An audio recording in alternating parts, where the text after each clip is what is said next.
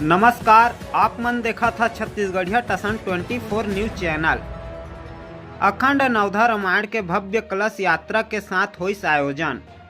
विगत 30 बरस ले ग्राम पंचायत अमृत के भाटापारा में 24 मार्च 2025 ले 3 अप्रैल 2025 तक लोगन मन के सुमता आउ भगवान राम में असीम श्रद्धा रख के हर साल अखंड नवधा रामायण के आयोजन करत थे, जेमा गांव के सब्बो लोगन मन बढ़ चढ़ के हिस्सा लेथे, जेमा क्षेत्र के रामायण प्रेमी मन भगवान राम के कथा कहे गाय बजाए पहुंचा थे।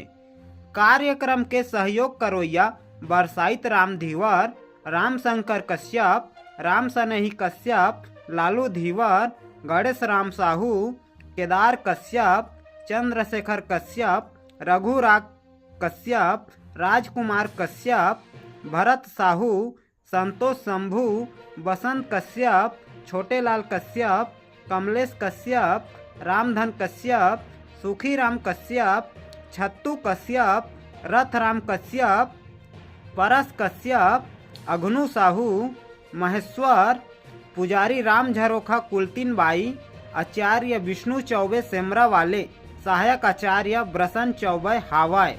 देवराम धीवर के खास रिपोर्ट।